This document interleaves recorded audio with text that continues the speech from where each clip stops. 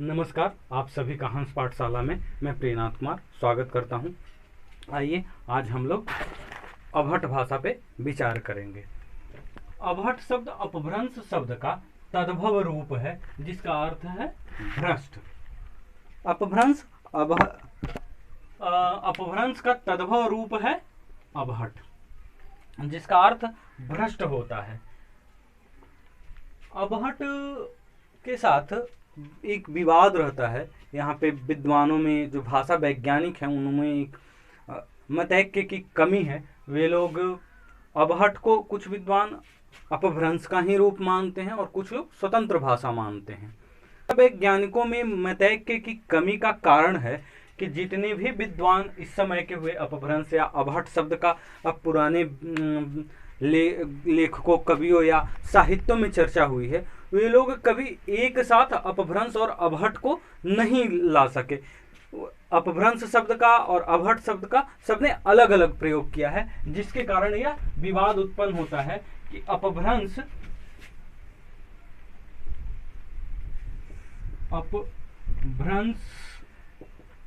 ही अभट है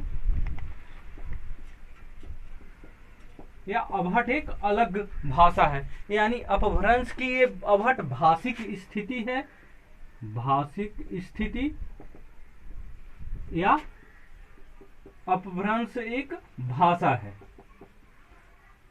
परंतु आधुनिक भाषा वैज्ञानिकों ने, लगभग सभी भाषा वैज्ञानिकों ने यह सिद्ध कर दिया कि अभट एक स्वतंत्र भाषा है, न कि भाषिक अवस्था है। अब इसके समयावधि का निर्धारण उन लोगों ने 9वीं शताब्दी से, क्षमा चाहूंगा 11वीं नहीं 9वीं शताब्दी से 11वीं शताब्दी तक स्वीकार किया, परंतु साहित्यिक रूप में इसका प्रयोग 14वीं शताब्दी तक होता रहा। 14वीं शताब्दी तक होता रहा। किस रूप में? साहित्यिक रूप में।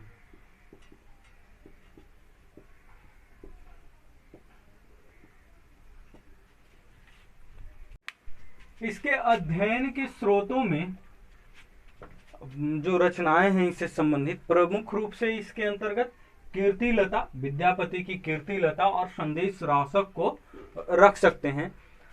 ज्योतिश्वर ठाकुर के वर्ण रत्नाकर में भी इसके कुछ अंशों में अभट का प्रयोग मिलता है। इसके साथ हम लोग आगे पढ़ते हैं कि अभट का स्वरूप कैसा रहा था, इसमें कौन, इसके व्याकरणिक स्वरूप, शब्दकोशीय स्वरूप आदि जो है इस पर विचार करते हैं। अभट भाषा की विशेषताएं। पहला, री। संस्कृत में जो री शब्द था, ऋतु में प्रयोग करते थे, उसके स्थान पर अभट में अ, ई, ऐ और ऊ का प्रयोग होने लगा। उदाहरण के स्वरूप देख सकते हैं, हृदय का हिय, ई शब्द में परिवर्तन। क्षतिपूर्ति, दीर्घीकरण। हम लोग अपभ्रंश में देख चुके हैं दीर्घीकरण, द्वितीयकरण की प्रक्रिया।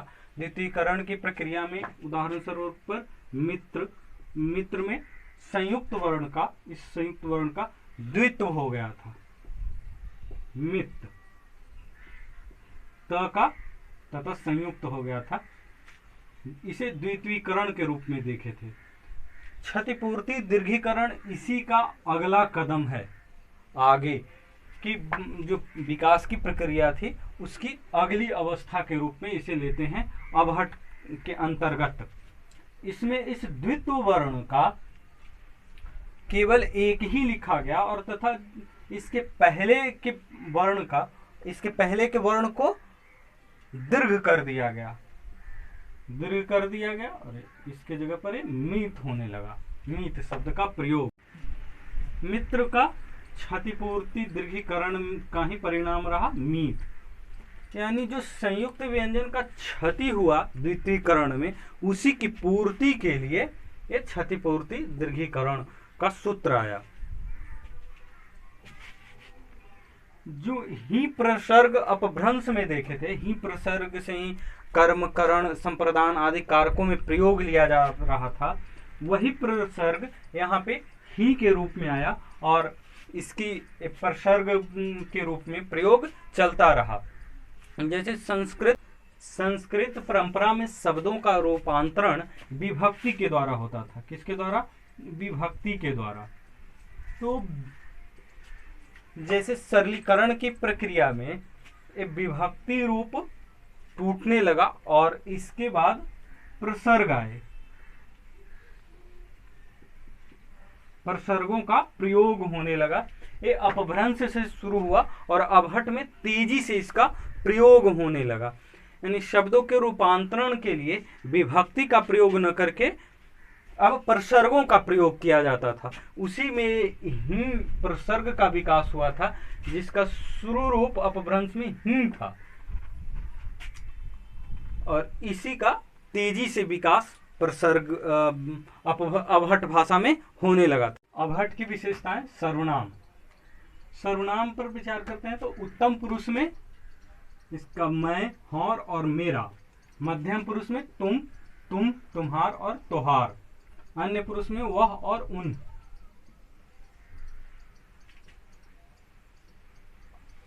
मैं, तुम्हार, वह जैसे जो सर्वनाम है वो आधुनिक हिंदी के नजदीक हैं। इस प्रकार इस सर्वनाम पर विचार करने से हम देखते हैं कि अबहट का जो सर्वनामिक विशेषता है, जो सर्वनाम की व्यवस्था है, या सर्वनाम की व्यवस्था आधुनिक हिंदी के नजदीक है। आधुनिक हिंदी के सर्वनाम के नजदीक है। नाम के दीक होना क्या एक विशेषता? आधुनिक हिंदी के सर्वनाम के नजदीक है। अबहट का जो सर्वनाम है आधुनिक हिंदी के नजदीक आता है। विशेषण। अबहट में विशेषण विशेष्य के लिंग वचन के अनुसार परिवर्तित होने लगा। विशेषण विशेष्य के लिंग वचन के अनुसार परिवर्तित होने लगा।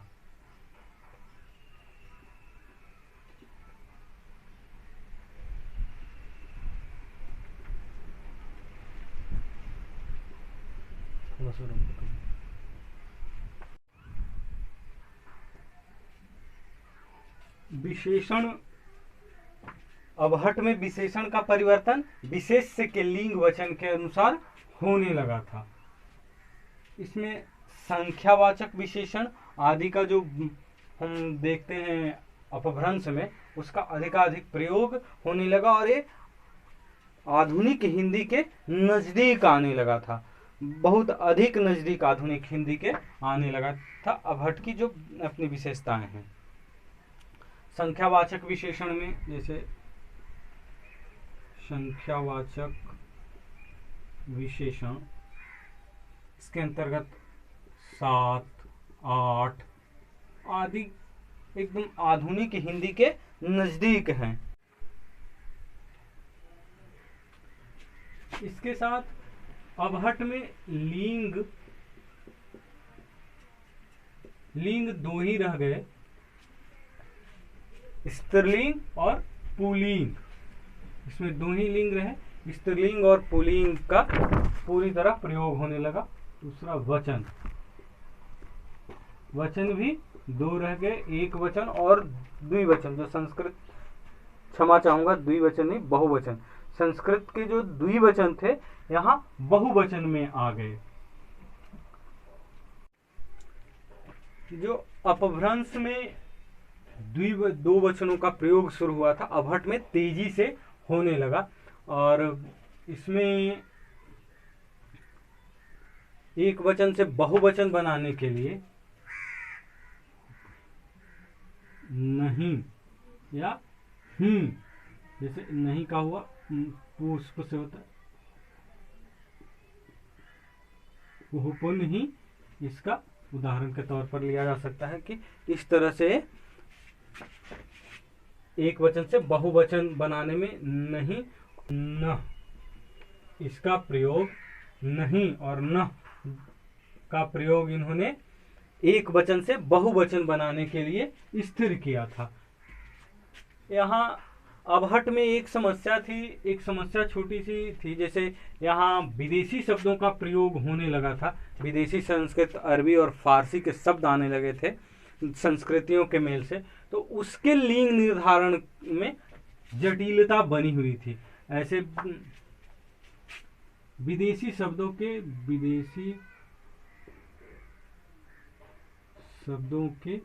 लिंग निर्धारण में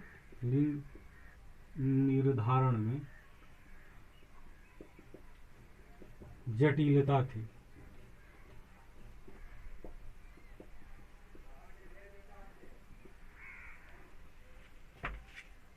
लिंग बदलने में विदेशी शब्द जो आए थे अरबी फारसी से, उसके लिंग निर्धारण में जटिलता बनी हुई थी।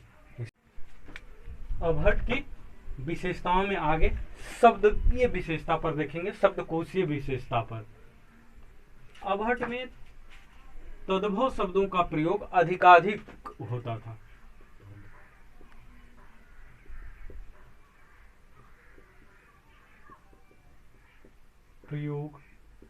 पहला तद्भव शब्दों का प्रयोग जो पाली, प्रकृत और अपभ्रंश में संस्कृत के शब्दों में जो परिवर्तन आए और उसका जो परिवर्तित रूप हुए, वही तद्भव हुए। तद्भव शब्द तत्व और भव से बना है, जो उसी के समान हो, उसी को तद्भव कहते हैं। तो संस्कृत के शब्दों का परिवर्तित करना, संस्कृत के शब्दों के परिवर्तित रूप को तद्भव कहेंगे, और तद्भव का प्रयोग अधिकाधिक अबहट में होने लगा था। उसके बाद इसके अंतर्गत विदेशी शब्द, जैसे विदेशी शब्दों का प्रयोग,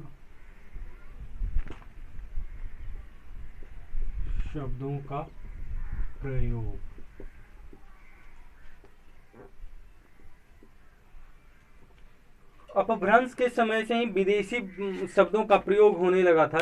जब भारत में इस्लामिक सभ्यता, भारतीय सभ्यता और इस्लामिक सभ्यता का मेल हुआ, जिससे अरबी शब्द, अरबी, फारसी आदि इस शब्दों का प्रयोग भारतीय सभ्यता में होने लगे थे, तो उन विदेशी शब्दों का प्रयोग अपभ्रंश से ही शुरू होता है, लेकिन अबहट में थोड़ा अधिक होता है, होने लगता है। तीसरा, इसमें देसी शब्दों का देसीकरण या देसी शब्दों का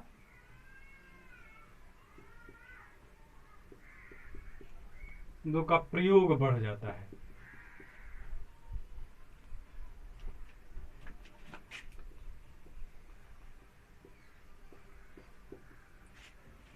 अपभ्रंश के बाद अबहट में तत्सम शब्दों का प्रयोग भी पुनः संस्कृत के शब्दों का प्रयोग शुरू हो गया था। तत्सम शब्दों का पुनः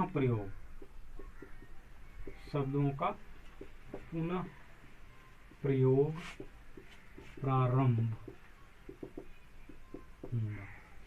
जो पाली, प्रकृत और संस्कृत, पाली, प्रकृत और अपभ्रंश में तत्सम शब्दों को, तद्भव शब्दों को प्राथमिकता मिल रही थी और तत्सम शब्द छोड़ दिए गए थे, वो अबहट में पुनः उनका प्रयोग किया जाने लगा था।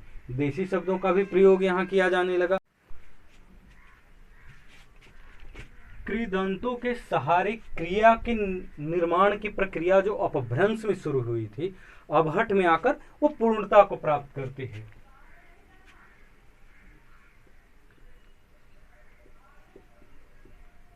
कृदंतों के सहारे क्रिया निर्माण की प्रक्रिया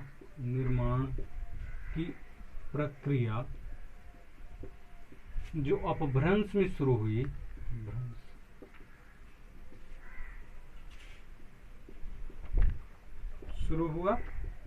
वह अबहट में आकर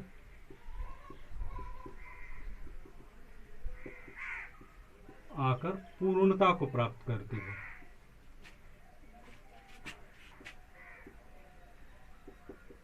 प्राप्त करता है।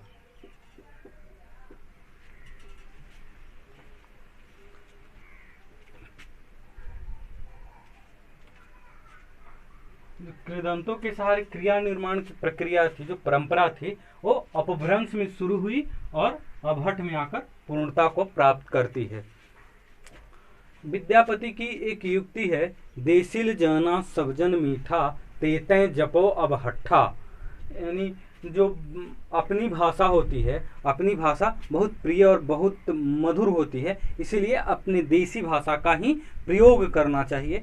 ये विद्यापति इसके लिए, अबहट्ठ के लिए हमें कहते थे, विद्यापति की उक्ति है। कभी कभी पूछे भी जाते प्रश्न में, उक्ति लिख कर यह कथन किसका है, जैसे पूछा जाता है। इसी के साथ ही मैं आज इस कक्षा को अबहट्ठ पर जो हमारी चर्चा चल रही थी यहीं पर बंद करता हूँ, रोकता हूँ, और कल फिर इस अगले वीडियो में हम लोग उपस्थित होंगे पुरानी हिंदी के साथ। तब तक के लिए नमस्कार, धन्यवाद।